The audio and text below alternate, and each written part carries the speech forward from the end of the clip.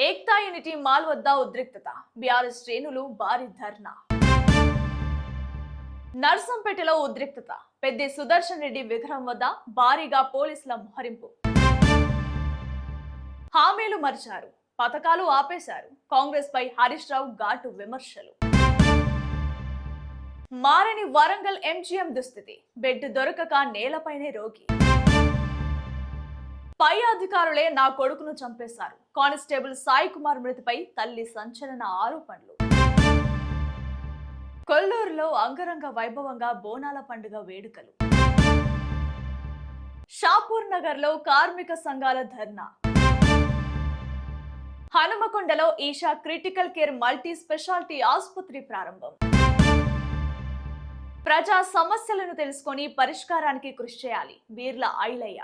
యాదాద్రి భువనగిరి జిల్లాలోని గ్రామాలు, మున్సిపల్ వార్డుల్లో ప్రజల సమస్యలను ఎప్పటికప్పుడు తెలుసుకుని పరిష్కరించేందుకు క్షేత్ర స్థాయిలో పనిచేయాలని ప్రభుత్వ విప్ ఆలేరు ఎమ్మెల్యే బీర్ల ఐలయ్య సూచించారు. ప్రతిరోజు ఉదయం మార్నింగ్ వాక్ నిర్వహిస్తూ స్థానిక ప్రజలను కలుసుకొని వారి ఇబ్బందులను నేరుగా తెలుసుకోవాలని ప్రజా ప్రతినిధులు, కాంగ్రెస్ నాయకులకు సూచించారు. ప్రభుత్వం అమలు చేస్తున్న సంక్షేమ పథకాలు అర్హులైన ప్రతి కుటుంబానికి చేరేలా ప్రత్యేక శ్రద్ధ వహించాలని అన్నారు.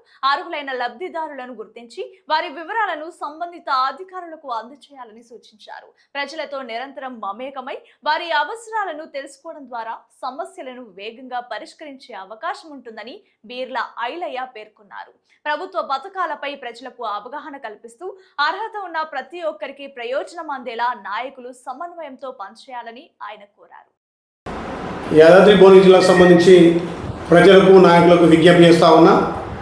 ఏదైతే ప్రజాప్రభుత్వం గౌరవ ముఖ్యమంత్రి రేవంత్ రెడ్డి గారు నేతృత్వంలో ప్రజాప్రభుత్వం ద్వారా అభివృద్ధి, సంక్షేమం రెండు కూడా తెలంగాణలో ముందంజలో ఉంచుకుంటూ ఈ ప్రభుత్వం ఈ సంవత్సరం ఆగస్టు 31 నుంచి 2,50,000 కొత్త పెన్షన్లు ఇవ్వాలని ప్రభుత్వం నిర్ణయించినందున ప్రభుత్వం ద్వారా ఈ సంక్షేమ పథకాలు ప్రతి కుటుంబానికి, అర్హులందరికీ చెందే విధంగా యాదాద్రి భువనగిరి జిల్లాకు సంబంధించి గ్రామ శాఖ అధ్యక్షులు, గ్రామ సర్పంచులు, గ్రామంలో ఉన్నటువంటి నాయకులు దయచేసి మీరందరూ కూడా మీ గ్రామాలలో 1, 2, 3 రోజులు మార్నింగ్ వాక్ ద్వారా ప్రతి కుటుంబాన్ని సందర్శించి ఆ కుటుంబంలో ఉన్నటువంటి వివరాలను సేకరించి పెన్షన్ కావచ్చు, రేషన్ కార్డు కావచ్చు, ఇందిరా మిల్లు కావచ్చు, 200 యూనిట్ల కరెంటు కావచ్చు, ఇవన్నీ ఆ కుటుంబానికి వస్తున్నాయా లేదా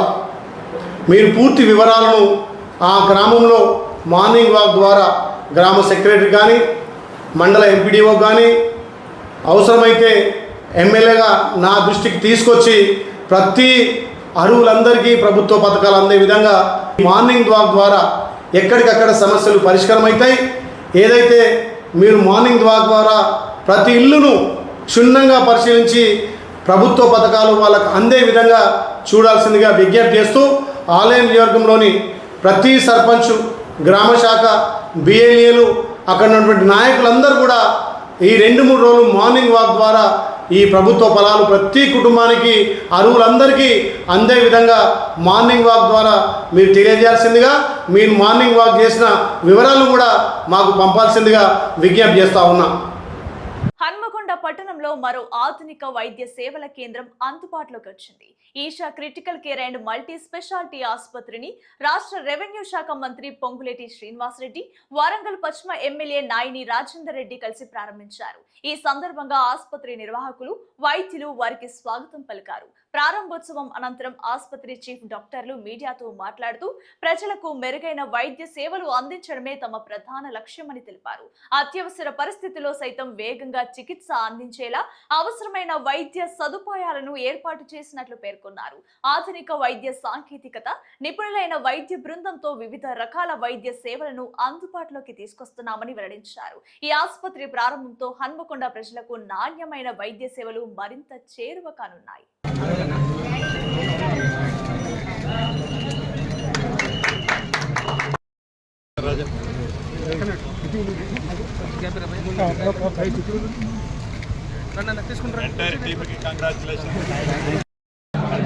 ఈరోజు Eesha hospital super specialty and critical care centre హనంకొండలో ఏషియన్ శ్రీదేవి మాల్ రాష్ట్ర రెవెన్యూ శాఖ మంత్రులు మిలియన్ శ్రీనివాస్ రెడ్డి గారి చేతుల మీదుగా ప్రారంభించుకోవడం జరిగింది. వరంగల్ నగర ప్రజలకి అత్యవసర సేవలు, క్రిటికల్ కేర్ కేసెస్ ఎల్లవేళ అందుబాటులో ఉండే విధంగా జాయింట్ రీప్లేస్మెంట్ సర్జరీస్, రోబోటిక్ నీ సర్జరీస్ సేవల్ని మన హాస్పిటల్లో అందుబాటులోకి తేవడం జరిగింది. మా ప్రైమ్ మోటో ఏంటంటే ఈ మధ్య రోడ్ ట్రాఫిక్ యాక్సిడెంట్స్ అనేవి చాలా ఎక్కువగా జరుగుతున్నాయి. చాలా క్రిటికల్ కేర్ పేషెంట్స్ హైదరాబాద్ పోయేలోపు చనిపోవడం జరుగుతూ ఉంది. అటువంటి కేసుల్ని హైదరాబాద్ పోకుండా ఆపగలిగితే మేము పెట్టిన పర్పస్ అనేది సాల్వ్ అవుతుంది అనేది మా ఫీలింగ్. అదేవిధంగా ఈ మధ్య కాలంలో ఒక రోబోటిక్ నీ రీప్లేస్మెంట్స్ అనేవి జనరల్గా పబ్లిక్లో అవేర్నెస్ బాగా పెరిగిపోయింది కాబట్టి ఆ సేవలను కూడా మన హాస్పిటల్లో ప్రారంభించుకుంటున్నాం. అదేవిధంగా ఇది మల్టీ స్పెషాలిటీ హాస్పిటల్. అన్ని రకాల critical care cases, poisoning cases, any critical care కేసుని 24/7 క్వాలిఫైడ్ క్రిటికల్ కేర్ ఫిజిషియన్స్ అందుబాటులో ఉండే ఏకైక హాస్పిటల్గా ఈషా హాస్పిటల్ ఉంది ఈ ట్రై సిటీస్లో ఈ మధ్యకాలంలో. అదేవిధంగా మన దగ్గర అన్ని రకాల ఫీవర్ కేసెస్, కిడ్నీ సంబంధిత operations, general surgery cases, dialysis services అన్నీ కూడా అందుబాటులోకి తేవడం జరిగింది. ఇవన్నీ కూడా పేద ప్రజలకి చెరువులో అఫోర్డబుల్ ప్రైజెస్లో సర్వీసెస్ అందించాలనే మోటోతో మేము ప్రారంభించుకోవడం జరిగింది. నా పేరు డాక్టర్ నరసింహరావు. నేను senior neuro surgeon in Warangal since 8 years. Consultant at Esha hospital. Quthbullapur నియోజకవర్గంలోని షాపూర్ నగర్లో కార్మిక సంఘాలు ధర్నా నిర్వహించాయి. కేంద్ర ప్రభుత్వం ప్రధాని నరేంద్ర మోదీ తీసుకొచ్చిన నిబంధనలతో కార్మికులకు అన్యాయం జరుగుతుందని ఆరోపిస్తూ ఏఐటియుసి, సిఐటియు ఆధ్వర్యంలో కార్మికులు రోడ్డుపై ఆందోళనకు దిగారు. ఈ నిరసనతో ప్రధాన రహదారిపై వాహనాల రాకపోకలకు తీవ్ర అంతరాయం ఏర్పడి కిలోమీటర్ల మేర ట్రాఫిక్ నిలిచిపోయింది. ఈ కార్యక్రమంలో సిఐటియు రాష్ట్ర కార్యదర్శి కె రమేష్, జిల్లా కార్యదర్శి అనిత, శ్రీనివాస్ తో పాటు పలువురు కార్మిక సంఘాల నాయకులు, కార్యకర్తలు పాల్గొన్నారు. కార్మికుల హక్కులను పరిరక్షించాలని, వారికి నష్టం కలిగించే నిబంధనలు ఉపసంహరించుకోవాలని వారు డిమాండ్ చేశారు. పోలీసులు ముందస్తు భద్రతా చర్యలు చేపట్టి పరిస్థితిని అదుపులో ఉంచారు. అనంతరం పోలీసుల పర్యవేక్షణలో ధర్నా ప్రశాంతంగా ముగిసింది.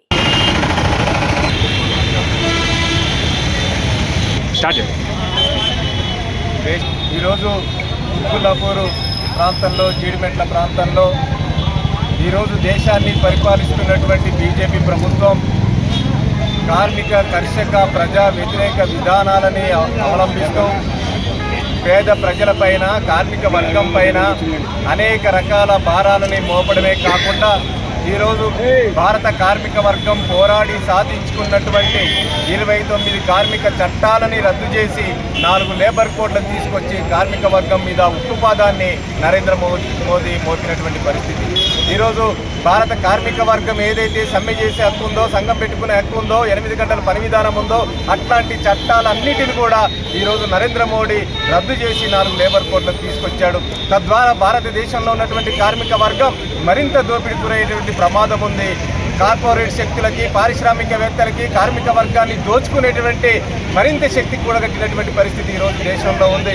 ఈరోజు విద్యుత్ సవరణ చట్టాన్ని తీసుకొచ్చి ప్రజల పైన, ఆ కార్మిక వర్గమే కాదు, రైతుల మీదేమే కాదు, వ్యవసాయదారుల మీదే కాదు, మొత్తం భారతదేశంలో ఉన్నటువంటి ప్రజల మీద భారాన్ని మోపేటటువంటి విద్యుత్ సవరణ చట్టం తీసుకొచ్చాడు.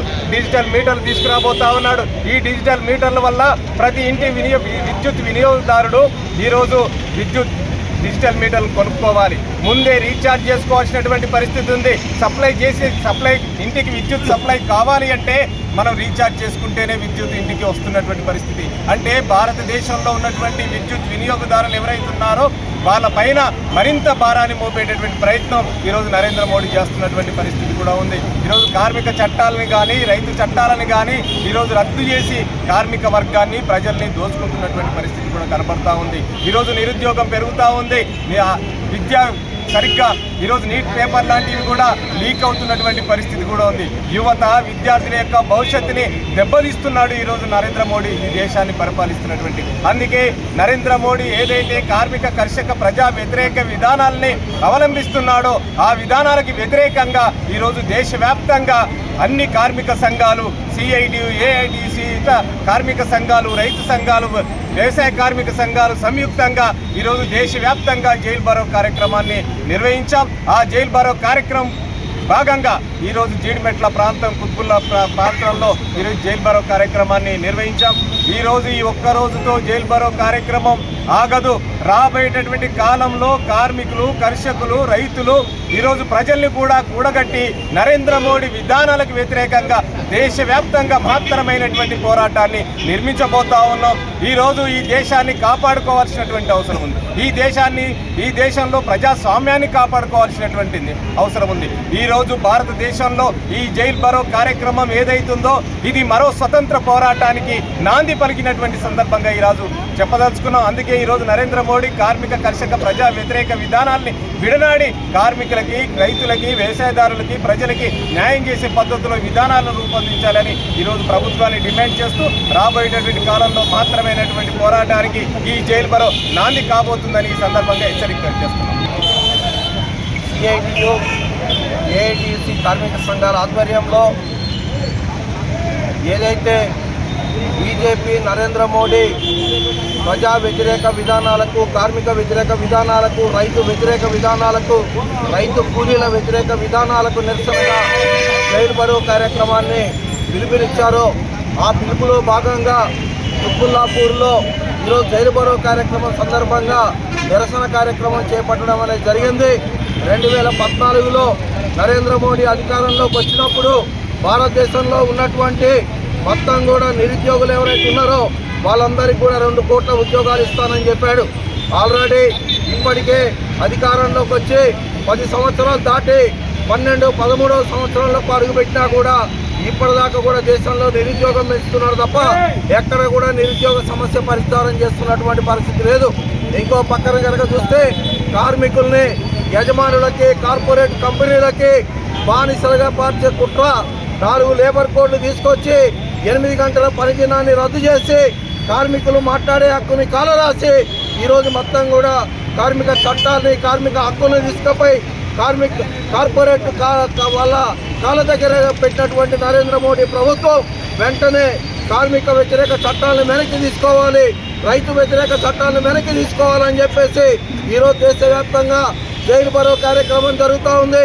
జైలు భరో కార్యక్రమం అంటే నరేంద్ర మోడీ ప్రభుత్వం ప్రజలకు వ్యతిరేకంగా పాలించడం వల్ల పనిచేయాలి, లేకపోతే మొత్తం కూడా ప్రజా సంఘాలతోటి మొత్తం దేశంలో ఉన్నటువంటి జైలు మొత్తం నింపడానికైనా సిద్ధంగా ఉన్నాం. ఈ యొక్క విధానాలను వెనక్కి తీసుకోకపోతే కనుక రానున్న కాలంలో ఖచ్చితంగా బీజేపీ వ్యతిరేకమైనటువంటి పోరాటం ఢిల్లీ జంతర్ మంతరే కాదు మొత్తం కూడా దేశవ్యాప్తంగా ఈ ఉద్యమం మరింత బలపడుతుందని చెప్తా ఉన్నాం.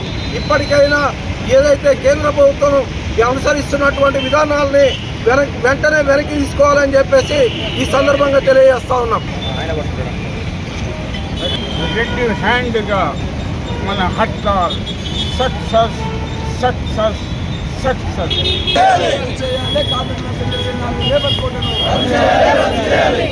ఉపసంహరించుకోవాలా విద్యుత్ సవరణ బిల్లుని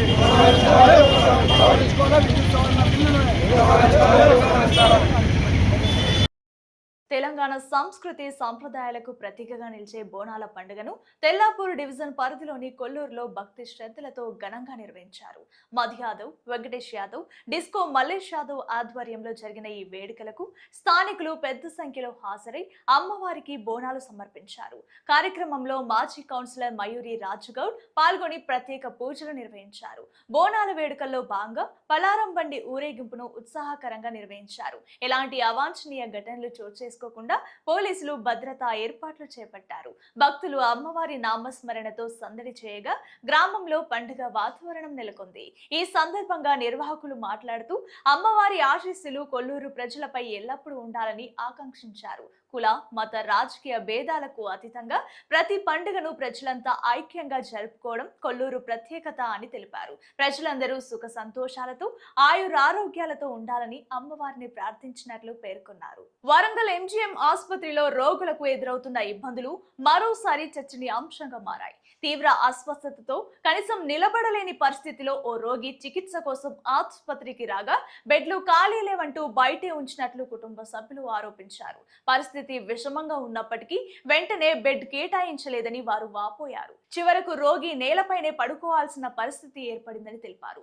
సెక్యూరిటీ సిబ్బందిని పలుమార్లు వేడుకున్నప్పటికీ స్పందించలేదని కుటుంబ సభ్యులు ఆవేదన వ్యక్తం చేశారు. ప్రభుత్వ ఆసుపత్రిలో పేదలకు మెరుగైన వైద్యం అందించాల్సి ఉండగా కనీస వసతులు కూడా అందుబాటులో లేకపోవడం బాధాకరమని పేర్కొన్నారు. ఆసుపత్రి అధికారులు స్పందించి రోగులకు తగిన బెడ్లు, అత్యవసర వైద్య సదుపాయాలు కల్పించాలని వారు కోరుతున్నారు.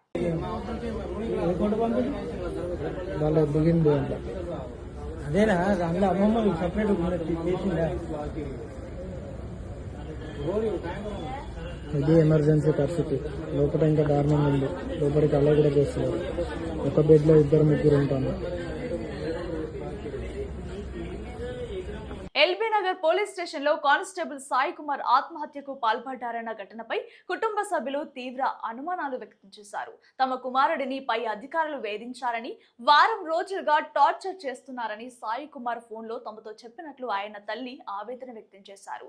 ఉరివేసుకున్న ఘటనలో రక్తం ఎలా వస్తుందని ప్రశ్నించిన ఆమె తాము వచ్చేలోపే సాయి కుమార్ ను ఆసుపత్రికి తరలించారని ఆరోపించారు. మృతదేహాన్ని కూడా తమకు చూపించడం లేదని వాపోయారు. ఓ సిఐపై తమకు అనుమానం ఉందని, ఘటన తర్వాత ఆయన బయటకు రావడం లేదని కుటుంబ సభ్యులు పేర్కొన్నారు. సాయి కుమార్ మృతిపై సమగ్ర దర్యాప్తు జరిపి వాస్తవాలను వెలుగులోకి తీసుకురావాలని డిమాండ్ చేశారు. ఎల్బీ నగర్ పోలీస్ స్టేషన్ ఎదుట కుటుంబ సభ్యులు ఆందోళన చేపట్టి తమకు న్యాయం చేయాలని కోరారు.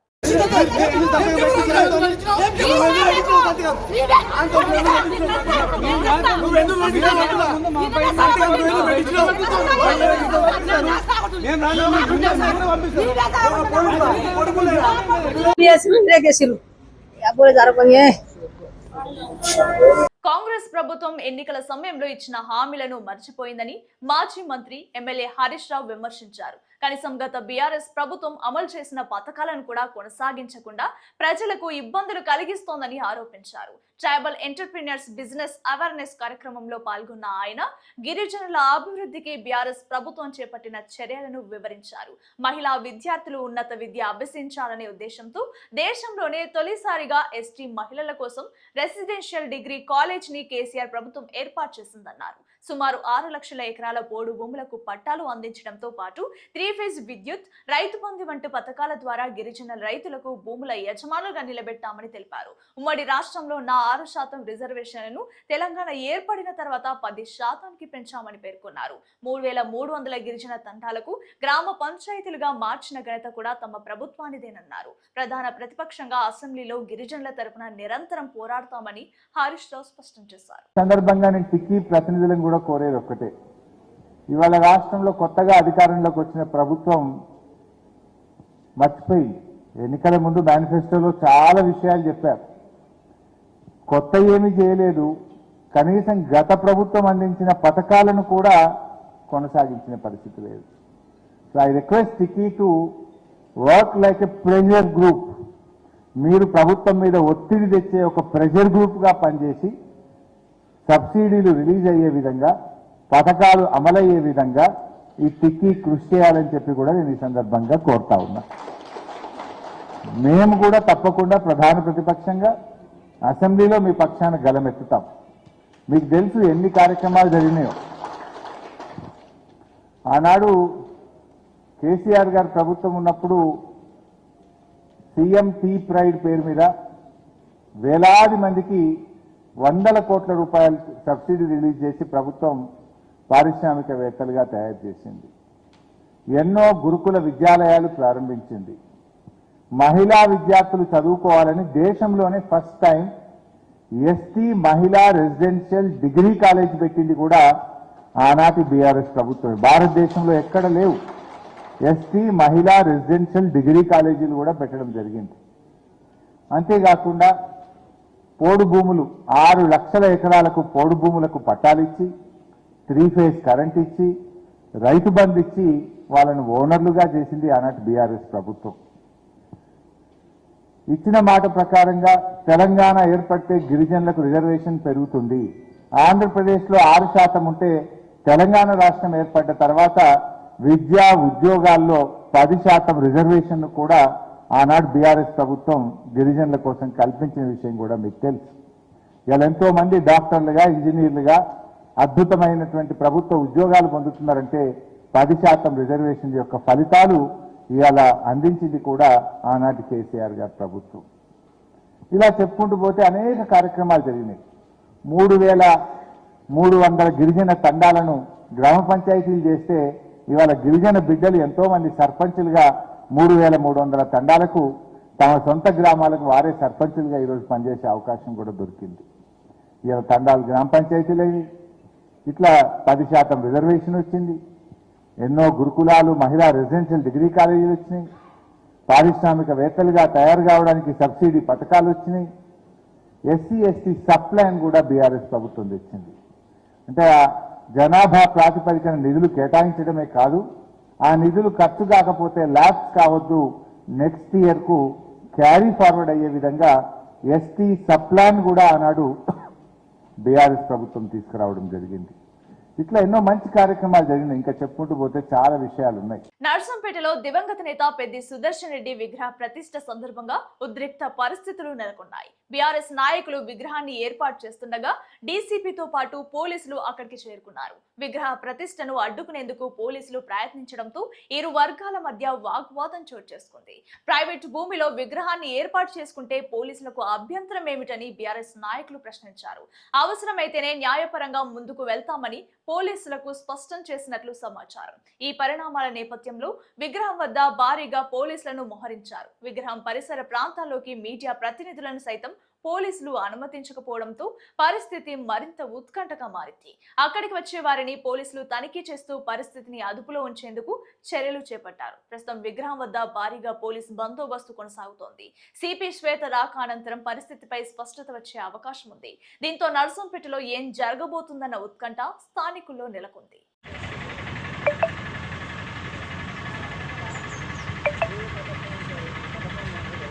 రాయదుర్గంలోని మల్కం చెరువు ఎదురుగా నిర్మిస్తున్న పీఎం ఎక్తా యూనిటీ మాల్ నిర్మాణ స్థలాన్ని పరిశీలించేందుకు వచ్చిన బీఆర్ఎస్ నేతలను పోలీసులు అడ్డుకోవడంతో ఉద్రిక్తత చోటు చేసుకుంది. దీంతో బీఆర్ఎస్ శ్రేణులు మాల్ సమీపంలో భారీ ధర్నాకు దిగారు. ఎమ్మెల్సీలు దసోజు శ్రవణ్, షంబీపూర్ రాజ్ ఆందోళనలో పాల్గొని ప్రభుత్వ తీరుపై నిరసన వ్యక్తం చేశారు. ఈ సందర్భంగా బీఆర్ఎస్ కార్యకర్తలు సీఎం డౌన్ డౌన్ అంటూ నినాదాలు చేశారు. పరిస్థితి ఉద్రిక్తంగా మారడంతో కొందరు బీఆర్ఎస్ నాయకులు మాల్ ప్రాంగణంలోకి దూసుకెళ్లేందుకు ప్రయత్నించారు. పోలీసులు వారిని అడ్డుకునేందుకు ప్రయత్నించడంతో కొంతసేపు ఉద్రిక్త వాతావరణం నెలకొంది. నిర్మాణ స్థలాన్ని పరిశీలించకుండా తమను అడ్డుకోవడం సరికాదని బీఆర్ఎస్ నేతలు ఆగ్రహం వ్యక్తం చేశారు. ప్రభుత్వ వైఖరిని నిరసిస్తూ ఆందోళన కొనసాగించారు. దీంతో పోలీసులు భారీగా మోహరించి పరిస్థితిని అదుపులోకి తీసుకొచ్చే ప్రయత్నం చేశారు.